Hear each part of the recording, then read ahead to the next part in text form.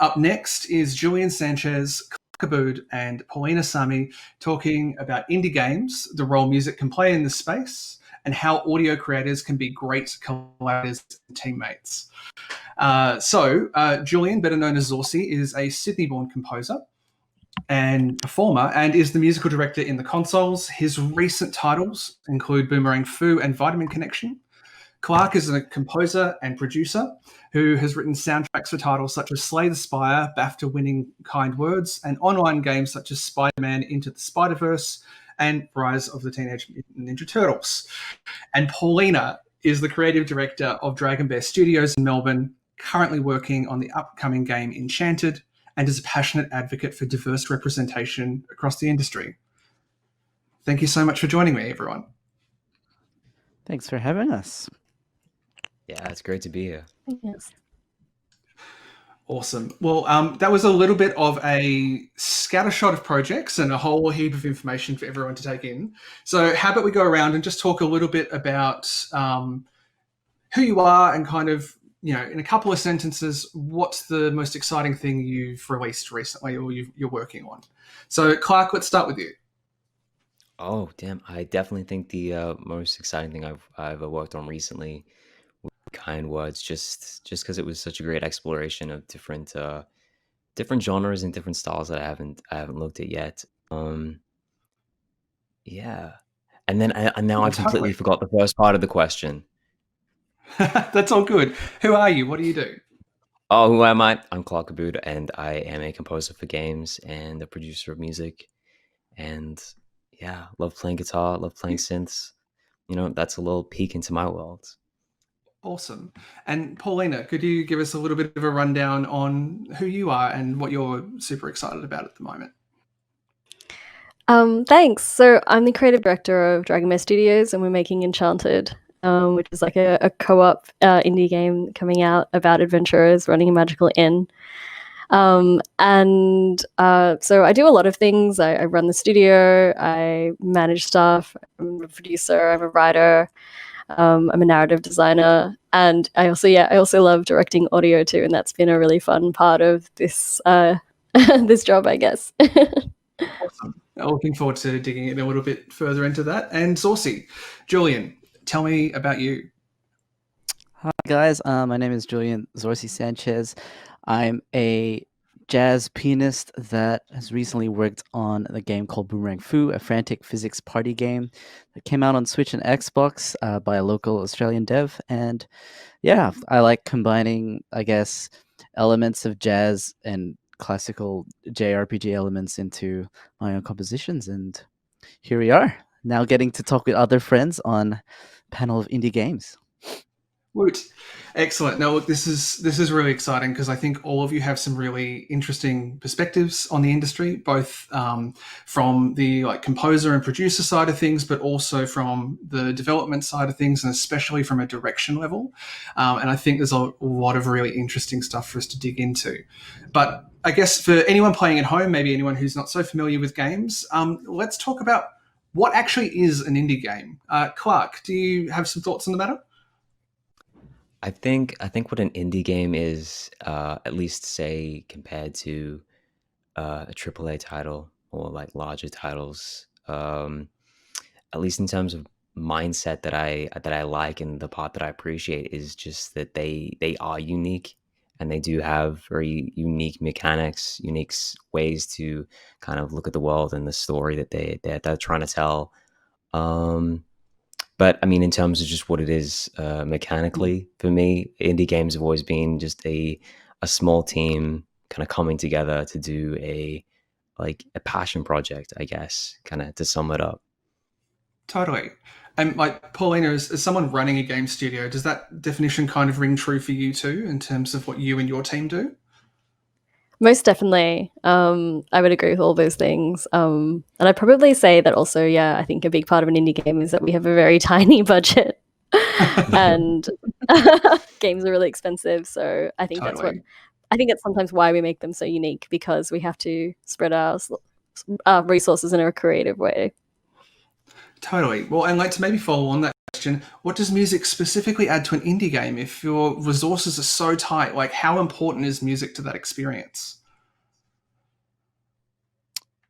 Oh, is this for me? Sorry, no, I was just going back to Paulina, like just from from a studio standpoint, like, you know, how important is music for you if, you know, you're kind of spread so thin on resources?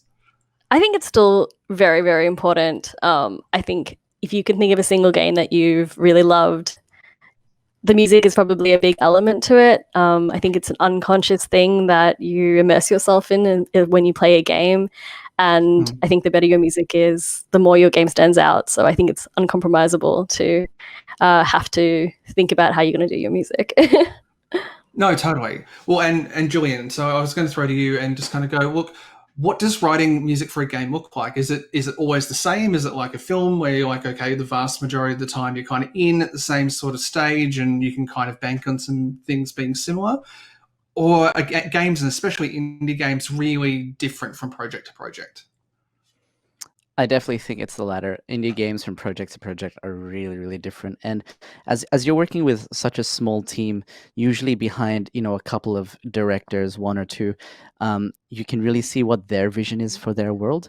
So trying to align your interests and your skills alongside a couple of people allows the whole experience to be quite intimate. So I guess, yeah, moving from project to project, you definitely get to hear you get to create your own world with such a small an intimate team, you know.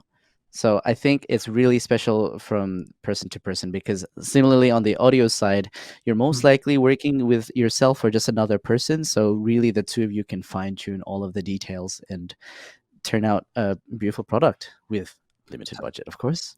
Yeah, no, well, totally. And I guess that really different approach, project to project, those limited resources and that real focus on the individuals you're working and collaborating with.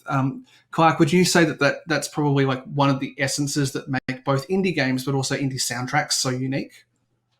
Yeah, absolutely. Definitely, definitely having any kind of restriction is gonna change your creative output, and indie games are no different. So, especially as Julian just said with budget, it's it can change how you're gonna like approach like level to level, and then how long it's going to be, and how long it's going to be is going to change how you're approaching a melody. So everything is really kind of like a knock-on effect and how you're going to approach the indie game music.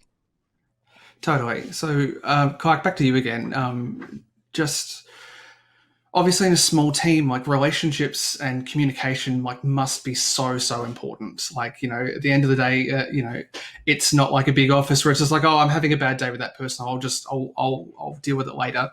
Not that I'm necessarily advocating for that in large office spaces, but, you know, especially with such a small group, how can you as a composer really be a good team member and be on top of communication and relationships?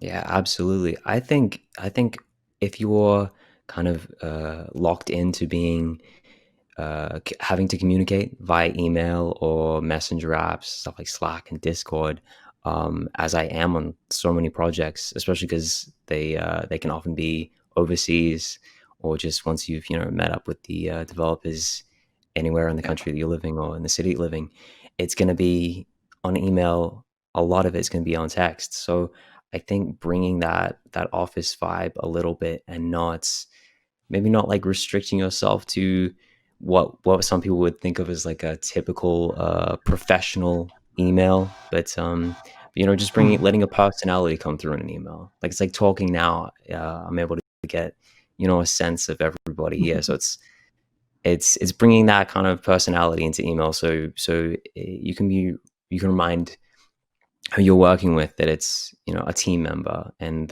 helping to create, to be a part of what's being made.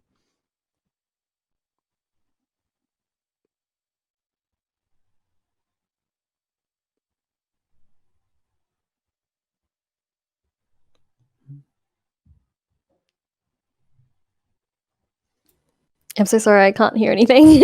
Yeah, same. Did it cut off? Yeah. Oh, sorry about Maybe, that. I'm not-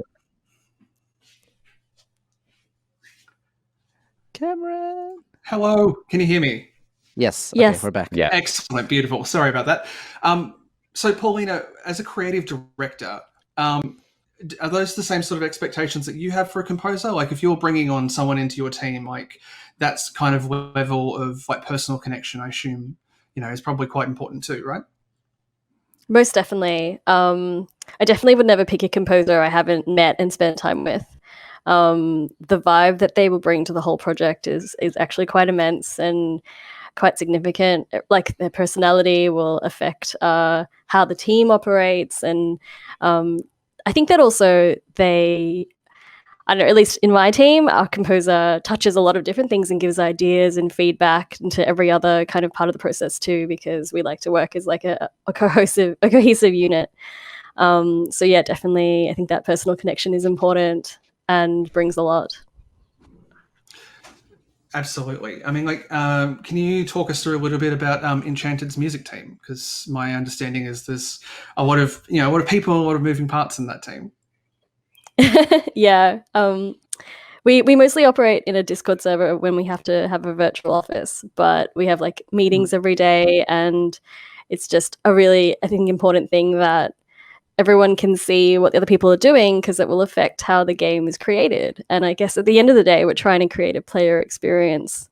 So the art needs to match the music, and the sound needs to match the mechanics, and all of these things need to gel together in a really tight way. Totally. I mean, Julian, you've worked on a number of different game projects, and when we're talking about how important it is to bring yourself to work and your whole self, like how do you adapt your style and what you do to each project? Yeah, I think a really important thing in communicating between a composer and the director is, I guess, reference points, right? So, I've been fairly lucky that most of the directors that I've worked with have had some form of musical inclination to suggest a couple of back music or things that they think align with their vision of the game.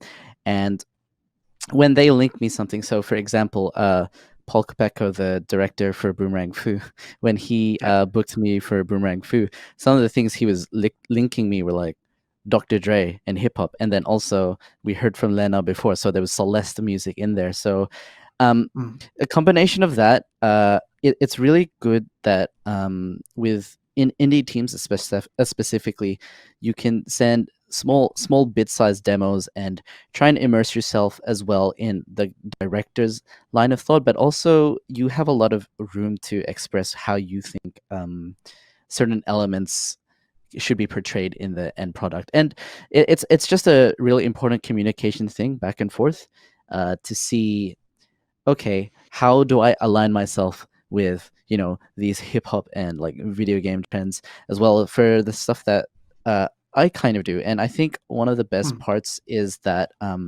most of the time when you're working in an indie developer with an indie developer, the team are working mainly with the sound that you are known for. So they already have a good inclination to your skills, and it's a really good experience because you feel like you're being used a lot for your passion.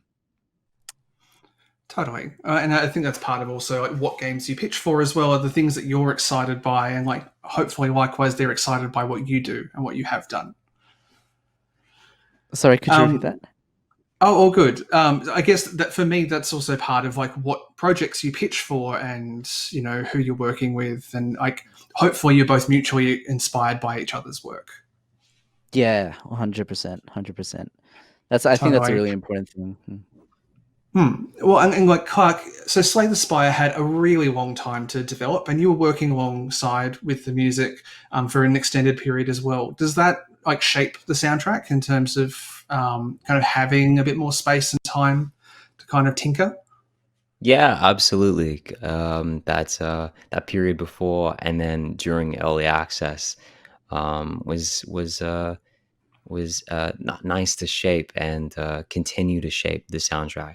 Because originally when we got started, it was not a big rush, so I was able to sketch stuff out and maybe make 10 or so different sketches built upon this kind of same idea that we had, that was kind of a mysterious, ominous orchestra, and then more unique colors to kind of play to the unique sides of the world. And so it's interesting, even when you start with those core things, the outcomes of all these different sketches, finding the balance between them and finding what the unique colors are, they can be kind of so different. So finding that foundation first, having that time to find that foundation was great, and then building upon it, and just then after that, tackling each of the worlds that the game had. Initially, it was three main worlds and 3 main bosses. So moving through that, you kind of just I found that I liked longer melodies as I went on, as I kept writing for the project. I liked these longer kind of winding melodies with odd jumps and odd harmonies to kind of justify that.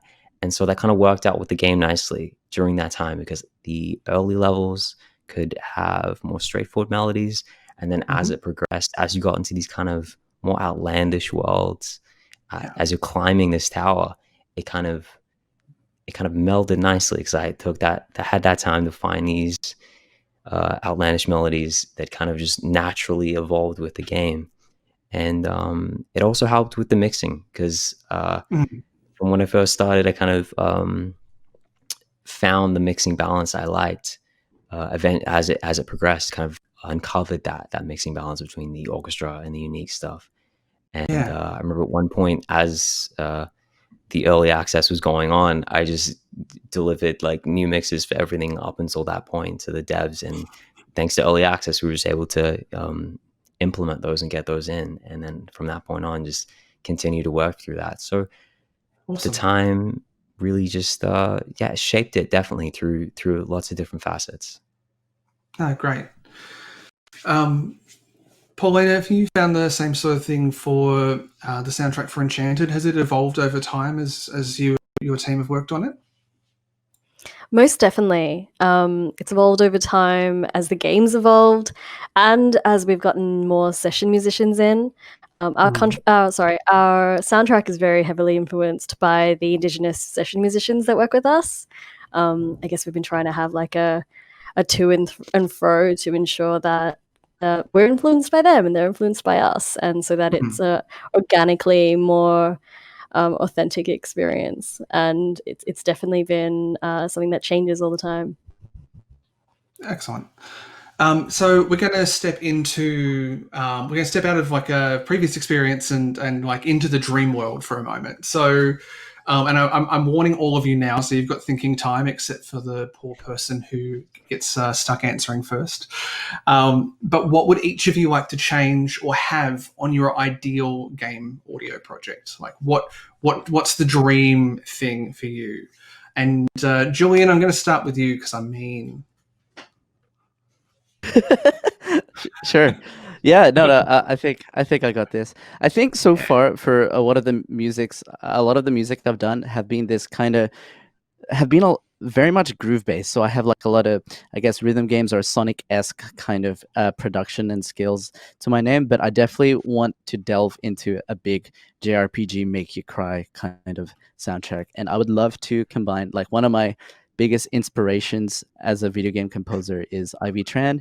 So she's done the music for Steven Universe and Crymore and such. And it's a combination of having, I guess, chiptune and electronical percussion with orchestral recorded instruments. So just to have the luxury of recording and creating a world that fuses digital and orchestral music together, that would probably be my dream, because I haven't had as much experience as I'm a classical musician first, so I've not been able to utilize those skills, and that would be a dream for some Japanese RPG company in the future. Absolutely. Clark, how about you?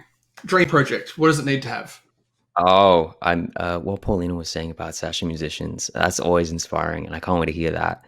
I definitely feel that that's ideal, because whenever you get a recording back of something you've written and sent, whether it's like a one person or a small ensemble, and you hear that what you've written, it can really drive you forward through the project. Just keep that excitement up. There's nothing better than that for me. So yeah, it's any ideal project, and it could be any game, could be anything. Having that kind of those extra collaborators bringing their own spirit to it, that's awesome. No, that's awesome. So, Paulina, this is a really mean question to ask you when you're mid game, but what would your dream project with a composer or with an audio specialist look like for you? So I'm really torn because there's kind of three that I have in mind. I'd really love in a dream world to have like Lin-Manuel, Hans Zimmer, or potentially like the crew that made Hades Town jump on a project with me. Nice. Big dreams. Can I sign up for a pre-order of that game? Yeah. Of course.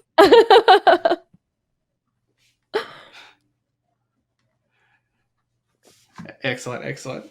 All right, so I guess flip side of that for a moment, coming back to slightly less dream world and a little bit more practical world. As much as indie games do really change from project to project, what is currently industry standard, or what's currently something that you see a lot or experience a lot that actually works really well, that you're really glad is a thing that comes up consistently? Clark, I might throw to you. I mean, industry standard in terms of like communication and working with a team. I really like using things like Slack and Discord, and I think it's awesome. Again, like Paulina said, having that kind of meeting in the morning can really help stay together as a team. And sometimes when you're not necessarily delivering files or music, it can, just and you don't have that meeting set up, you want to sometimes just jump back in and be like, hey, it's nice to have Slack so you can see what other people are working on and comment on it, and just keep that momentum going. And so I really like that kind of mindset of Slack and Discord, as opposed to something more streamlined and separate like email. It can both have benefits, but yeah. That makes a lot of sense. Julian, how about you?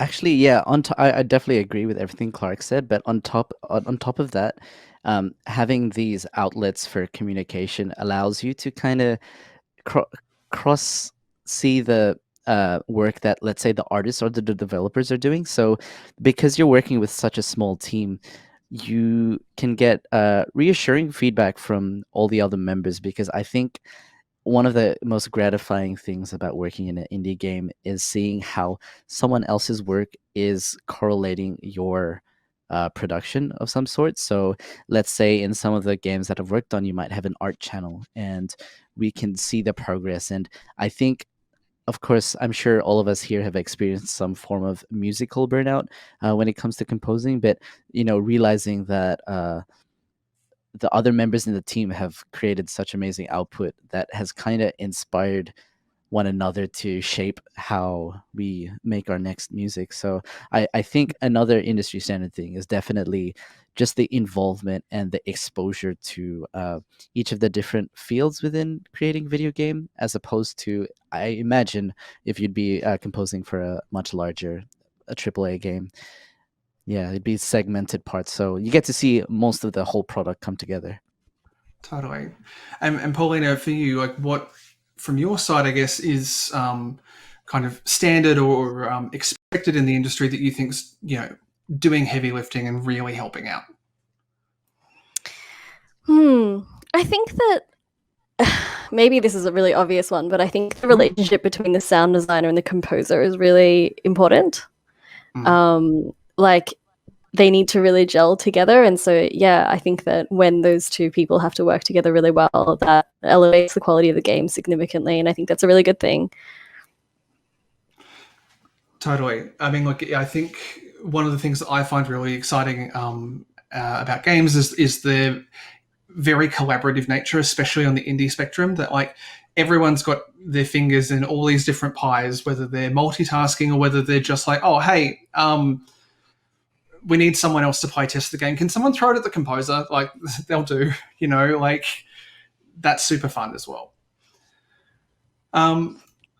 So before I throw to audience questions, and so audience, this is your chance. If you've got questions, put them in. And if you see questions you love, upvote them. please. It does make my life easier and also means that your questions get asked.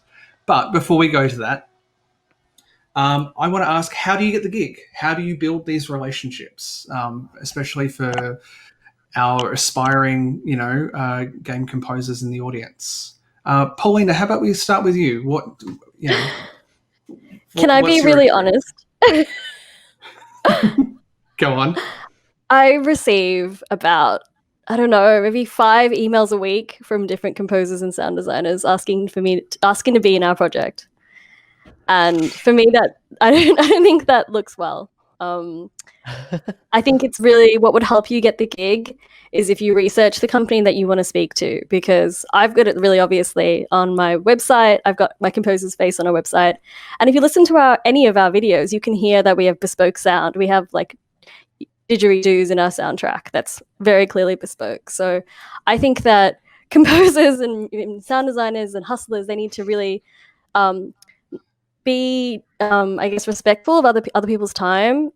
When you approach a studio that clearly already has a composer, it makes us wonder, do you know much about sound if you've listened to my videos and you can't tell that I have a specific composer?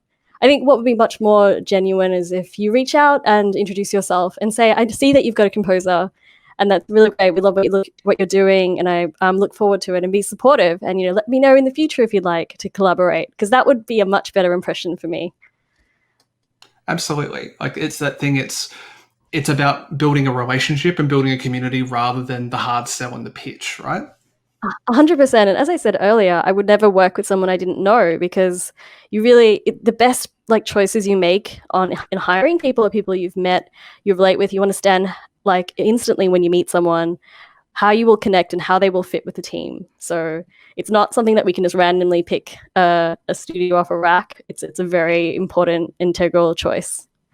Totally. And Julian, does that kind of line up with your experience of kind of this fine balance between, cold emailing and not, hustling per se? Yeah, no, I definitely agree with Paulina. As someone who is guilty as a younger teenager aspiring composer to be, but adding on to what she was saying, definitely that one of the most important things is just building relationships, whatever that is. I guess 2 things: building relationships and just putting out content or what you have, because I've been fortunate enough, or I spent a lot of time and money traveling to America for things like GDC, or locally IDGA. There's a lot of indie games associations in your local city, and there's a lot of people who are aspiring to do the same thing. And I think with the attitude of just trying to get to know people who are working in the same field passively, that you may turn into connections. Like I mentioned Ivy Chan before. We had spoken years and years and years ago just through YouTube. So I'd followed some of her stuff and vice versa. And fast forward 10 years, she's been able through her YouTube and SoundCloud to land Steven Universe and bypass that. I mean, as a side effect of that, I've had the opportunity to work with her on some things amongst that. So I think just putting yourself out there for what you do, there's always going to be someone in the industry that likes what you do. It's just a matter of finding that person that wants to work with you, so definitely don't invade yourself in a space where you can with a complete stranger, because it's just like communicating and making relationships with any person. So once you get to know someone, then from there you build a relationship, and then down the line you might be able to have a working relationship and a better game. Totally. And so, Clark, what are your experiences? Does it kind of echo the same sort of sentiments for you, or what's your? Yeah, I love both of those thoughts, both of those answers. Especially Paulina coming from a difference from the opposite side, but with the exact same thoughts of not spamming and not doing your research, because it's things like Twitter makes it so easy to do. I mean, most most of the games you'll be finding work in progress will have these pinned tweets with the trailer that you can immediately hear that there's, incredible music, or press kits and websites where they'll have the team. Like, if you're not doing that research, it becomes very obvious. And even you hear about from devs, you hear about other game people, game audio composers and game audio sound designers disparaging and belittling the audio they already have. And I don't know how you think you're going to get a job from that, by not being supportive and part of the community. So and like Julian said, it's about making friends, making relationships, and letting those relationships grow. And if they do turn into work, awesome. If they don't, you've got a cool friend who's like making great stuff. So it's really just a positive thing to just be a part, whatever community you can do. Because I do find most of my work online, but also have great friendships in person communities.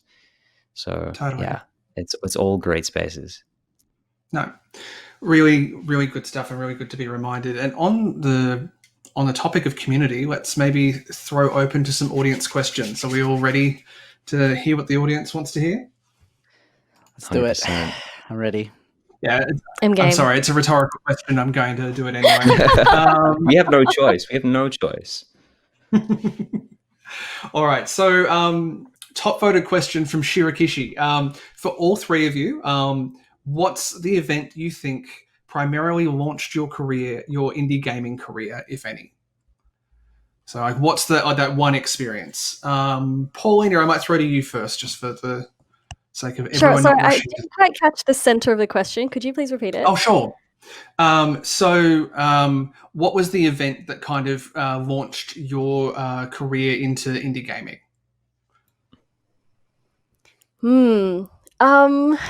It's a really difficult question. I can tell you about the first event I went to, which was like a free play, which is a very Melbourne thing, where I met a whole bunch of like indie gamers in the community, and I really kind of understood the heart of the community, and that's the event where I kind of met all my friends and found my place.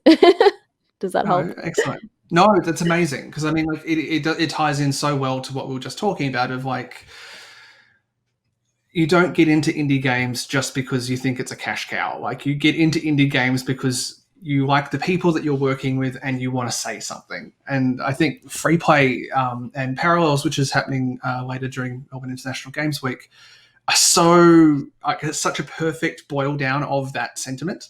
So I think that's very cool. Clark, how about you? What was the event that got you into game audio?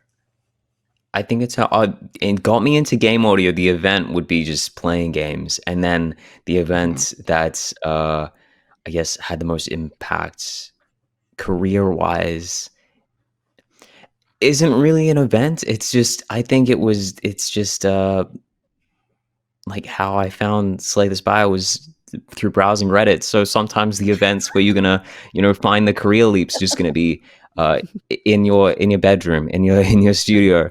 But I think community-wise, and the one I would hold most valuable is GDC, and just making great friends there, and just all that focus time, any kind of focus time, like Melbourne Games Week and at PAX Melbourne, like those kind of focus times where you can just distill and boil down game audio, game dev time. It's always awesome.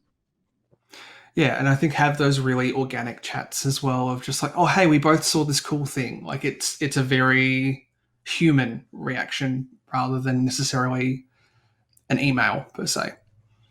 Yeah. Julian, how about you? What's the catalyst for you? I don't think for me the catalyst is a single event. It was more like an accumulation of comments I made before, with first starting on YouTube, because I think YouTube was my first inclination into any form of game audio. Even though I was doing cover music, a lot of the people who would be my peers or friends that I'd eventually meet would be people who ended up working in composing. And from there, just having a presence socially, and like what Clark said before, having a presence at different conventions, whether it's locally or in America, slowly you're just introduced to people who you never know, like 5-10 years might be working on the game you end up writing for. So I think it kind of goes back. I'm cheating because I'm using the same point I had before, No, but cheat away. just an accumulation of like networking and seeing all the cool things your peers are working on would definitely be the catalyst. But definitely this was something I've wanted to do for a very, very long time, but I guess subconsciously I'm drawn to a lot of people in the industry who are working on game development. So it was just a matter of, I think, eventual time of meeting person to person that led to the first breakthrough of landing the first game, and yeah, it's still the beginning. It's still early days. No, totally. All right, anonymous question now, which we all know are the good ones. So sans going to university, what conferences, events, or forums or websites are great for composers looking to network? Clark, how about I throw to you?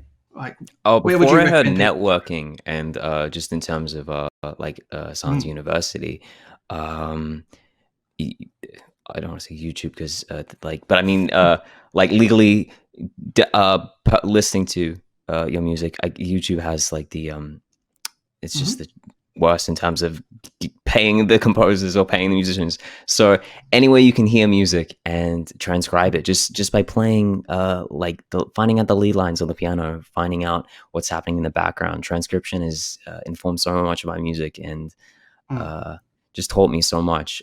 And then double checking it if you can get the sheet music, if you can find it, that helps so much too. So for websites, the New York Philharmonic Archive has like so many great concert pieces and orchestral pieces, symphonic pieces, and IMSLP. I feel like I'm saying that correctly, remembering the letters in the right order. Nice. That is a great teaching tool as well. Like if you don't have the access to something like a university, something like a college, and you want to tackle these big symphonic sounds that you're hearing, because so much of film scoring owes itself to classical work. So you can find all the things that they learned from and just access them freely and learn so much from it. Totally. Paulina, where would you recommend people go seeking connections, I guess, finding people to collaborate and play with? I would most definitely recommend that you connect with your independent game developers chapter. So for example, in Melbourne, it's we call it IGDAM, so it's the Melbourne chapter, and I met so many composers there, and that has been a wonderful experience. And certainly, every time I meet a composer, I will my little composer hat comes up, and I'm like, oh, what do they like? What kind of music do they like? And I'll ask them questions about the genres they like or the things that inspire them. And that's when I think about, is this a match? Is this someone that I think will be interesting to work with for my game? So I think definitely, just genuinely meeting people there, building relationships, and I think that would help a lot. Totally. I mean, Julian, you've had a long history with your YouTube channel and kind of building up community through there. Is that something that you'd really recommend for people kind of wanting to find people to kind of work and play with? Yeah, 100%. I mean, it doesn't need to be YouTube. As times have changed, YouTube was just a platform that I pursued in 2006. And Clark said it's definitely not the best when it comes to financial things, legalities or whatever. But these days there are so many different platforms where you could find one artist, one developer, one whatever it is that you're really interested in and passionate about, and just from immersing yourself in that person's content, you can be exposed to a lot of these events. So if anyone watching here had been following any of the composers or any of the panelists today, they probably now are exposed to a lot more people through this event. So, sometimes it's just finding that one link or that one pursual of your own endeavors and exploring that further, because the deeper you go, the deeper you can find connections with a lot of people who will really care about what you do as well. So I think it's both input and output, right? So like whatever you put on these websites, whether it be Twitter, because Twitter is really great for connecting with other game developers, or YouTube for your own music, as well as consuming what other people are doing, it helps you kind of stay in touch, but also realize and learn from other people's accomplishments. So yeah. Awesome. May I also just add a last minute thought? Please. Also, game jams. Definitely very impressed with all the composers that I've met at game jams, and that's something I actually really enjoy, that part of the event. So I would definitely recommend, because you can meet so many game designers and learn so many things, because obviously game design is also very important when it makes to composition and sound design too. So that might be something of help too. Definitely. I think the thing as a composer or a sound engineer for a game jam in particular is that generally you won't just be working with one team. You'll be working with a lot of different teams over the course of the game jam, just because at the end of the day, the window when people need audio assets kind of shifts around a lot. So it's a really great way to kind of meet a lot of people in a very meaningful way. So yeah, no, thank you. It's a beautiful suggestion, Paulina. I'm going to do this next question as a little bit of a pop quiz for our composers. So, Paulina, you can join me in assessing how well they do. Sure. As a composer for games, how do you pitch your music to indie game makers? So, Julian and Clark, what would you put in a pitch? Like, what would be your conversation? Clark, I'm going to lean on you first because I was mean to Julian earlier. Okay, yeah, be mean to me. Yeah.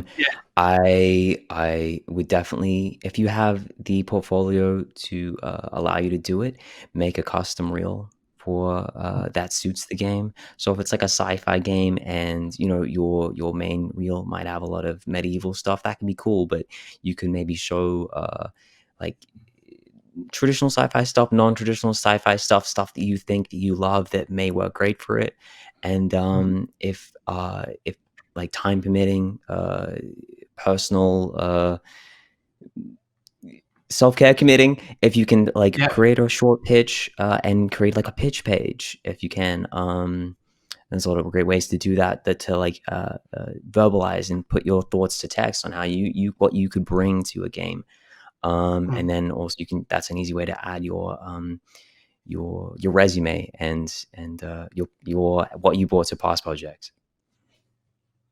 Awesome. Julian, what would you add to that? Like, what would you put in a pitch? So I guess I like going on what Clark was saying as well.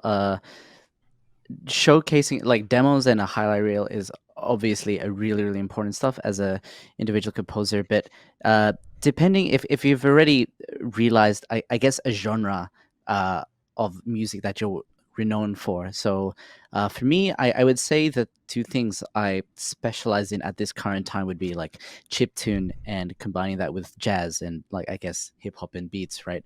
So having your descriptions outline elements of your sound which you think can differentiate from other composers, or like you are at the end of the day advertising yourself and showing what you are capable of as a composer. So again, aligning these different traits, but sometimes being I've often found that like adding a small description to your demos goes a very long way.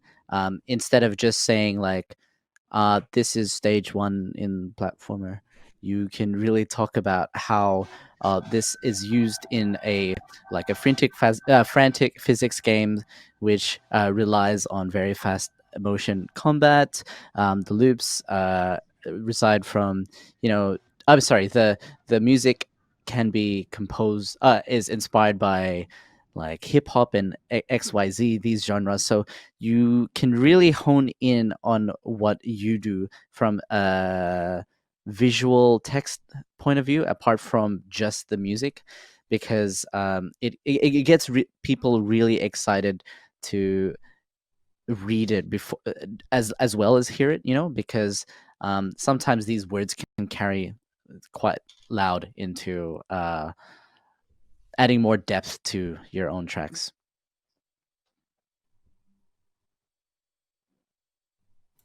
Pretty good.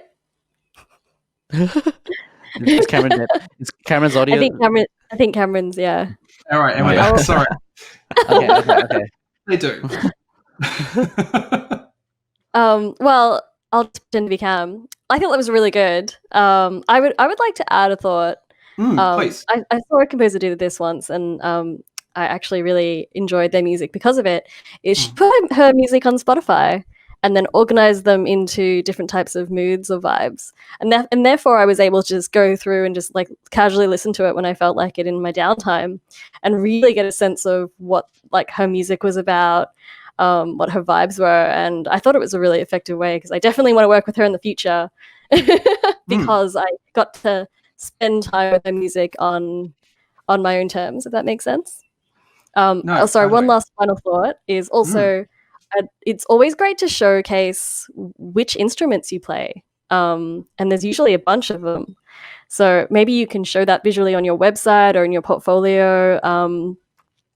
I think that's something that's really interesting, and it showcases a level of depth that I think is just really unique.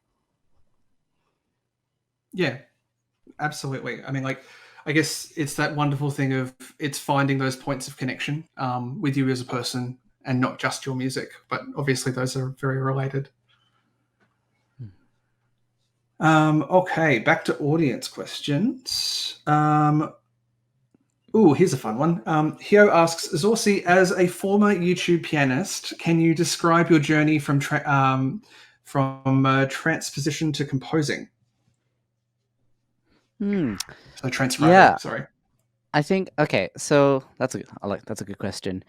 Definitely when I first started, like as you're young. So I started YouTube, I think as 14, 15 years old, which would have been 12 or so years ago now. And for me, at that age, everyone's still kind of learning music, learning how to play music, learning about their instrument, learning the tropes of video game music. And eventually, through having such a wide repertoire of pieces that you're able to play, that exposes you to your own arrangements and creative abilities. Because I think an important thing that most people who strive to get further in any musical endeavor is trying to always one up their latest, let's say, video or arrangement. Because I always viewed YouTube to me as some form of diary entry. And slowly the arrangements would become a lot less about transcription and more about what can I bring to the table that I would like to express musically. And that in its turn led me to, I guess, improvising on piano or whatever song I had. But that allowed me to get into composing. And this is before I was exposed to jazz improvising. So eventually, you'd interpret harmony from your favorite games and be like, wow, why do I like this? I think asking yourself these questions with the music that you love allows you to form your own voice in composition. So I'd be like, why do I like this? And then I'd mess around with the said song in experimenting with different tempos or keys or harmonies or whatever it is. And slowly it's like, okay, so if I were to make a battle theme, what would that sound like? And you use, maybe it's like every single Final Fantasy that you know of, right?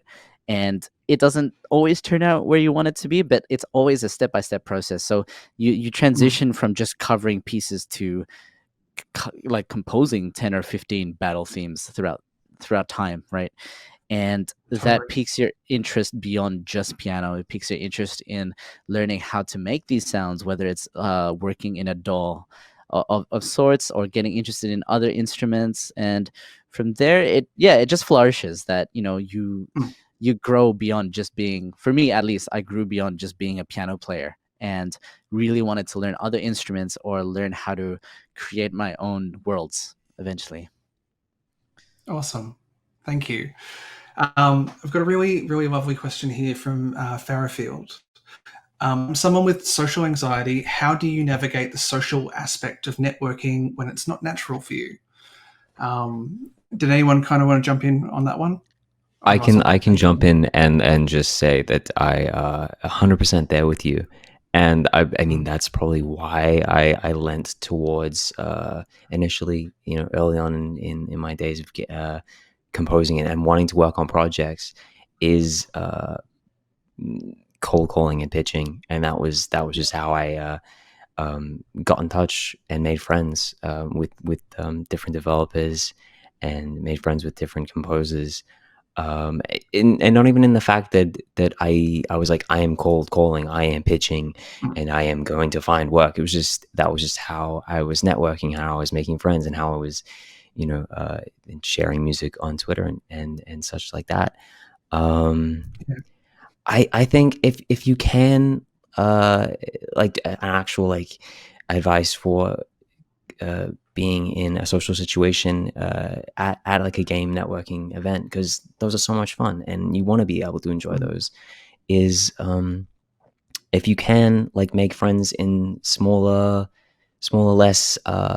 less intimidating events or circumstances, and then have those friends to attend these events with, and kind of be able to talk to them and join other groups and conversations with them. That helps so much, and you feel like you have your friend that and you're never alone at an event, and that anxiety abates, and just that can really help out. Totally. Paulina, did you have any thoughts on that? Maybe just with some of like the local events in Melbourne, and how you can make them a little bit easier for yourself if dealing with people isn't maybe your favorite pastime.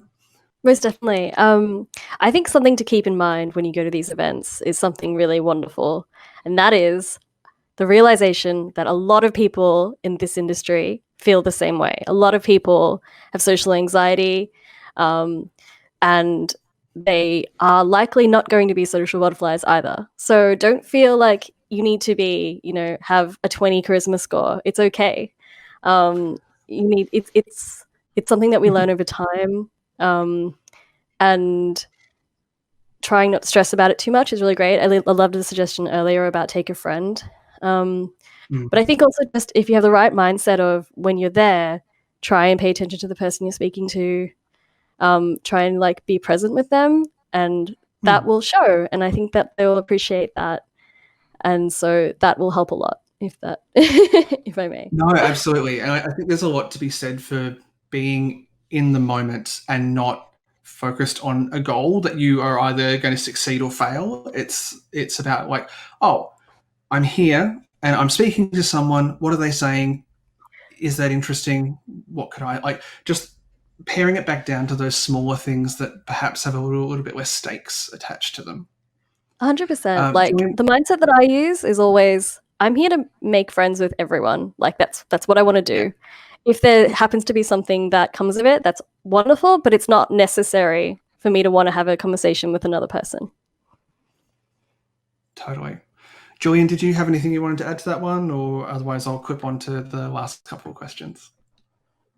No, I think I'm good. Let's go to the next ones. Yeah, cool. All right. So I want to wrap this up with a couple of bits of advice. So Paulina, I'm going to start with you. What is your top piece of advice that you would give to a composer?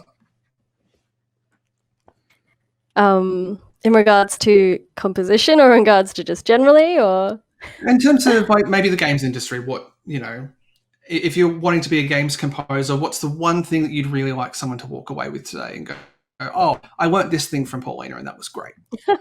No pressure. Sure. I would say go for a genre and feel and vibe that makes you really happy. Go for something that really like is you. That's your brand.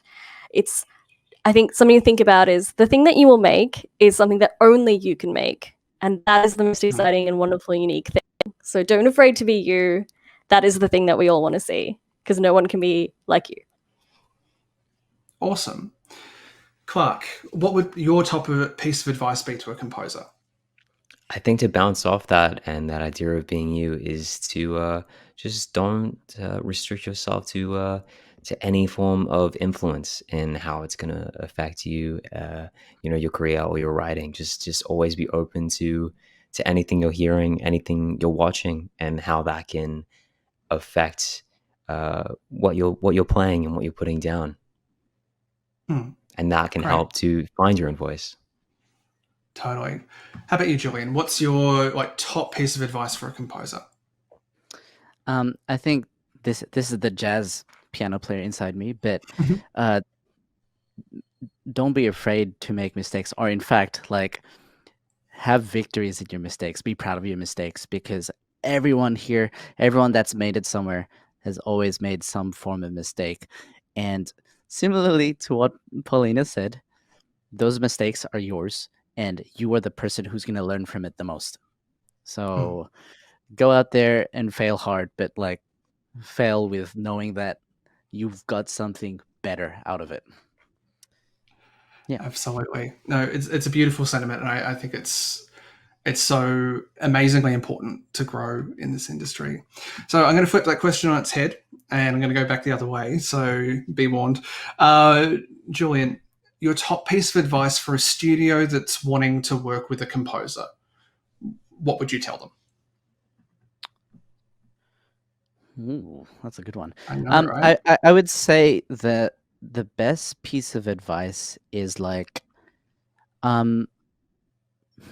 just to be very collaborative and allow the composer to express their ideas through the process. I guess it definitely helps working with people who have like some form of inclination of musical concepts. So I guess for studios who are looking for a composer, right, it would be really beneficial to know, like, to be really solid with knowing, I guess, the direction of your music, and also the strengths of the composer that you're with. Like, you don't want to be hiring a sci-fi composer to do a jazz soundtrack.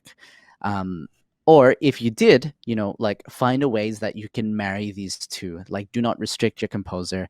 Find a way that you can collaborate and be open to each other's ideas, because you find that if you have open communication, both sides will have a much better experience, even if the visions weren't initially aligned the same way. Magic. Clark, how about you? What would your one bit of advice you would give to a game studio be?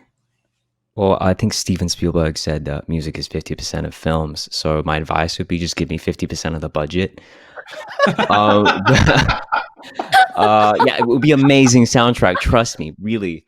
No, but really, I think it's the same with like the advice to composers and not being afraid of what the influences are. Don't be afraid of what your reference music can be. I feel some people always are afraid to step outside of maybe music that's not video game soundtracks or film soundtracks, but like Julian said, that Dr. Dre reference, that's awesome, and that can give you a window into who the developer is and kind of a new approach. So those are my favorite to get. Amazing. And Paulina, back to you. What advice would you give to another studio about working with music? A few things. Yeah, don't be afraid to let the composer express themselves and be themselves. Let them work with your videos. I think composers always do wonderful things with videos, and letting them, I don't know, you kind of just want their magic everywhere, in my opinion. And support them. Definitely support them with all the opportunities that they want to do. I also find it amazing, like, listening to composers talk about the games they worked on and things. So I think studios would do well to lift up their team and don't be afraid to showcase them to the world. Amazing. What more could we ask for? Well, thank you so much for joining me today. Unfortunately, we are out of time, but it's been really fun getting to chat to all of you about your expertise, your experience, and your unique viewpoints on the indie game sector, which I really do think is like the beating heart of the games industry. So really exciting to get to explore that with you all. So thank you. Thank you. Thanks, everyone. Absolutely. Thank you so much. It's a lot of fun. Yeah, thanks for watching.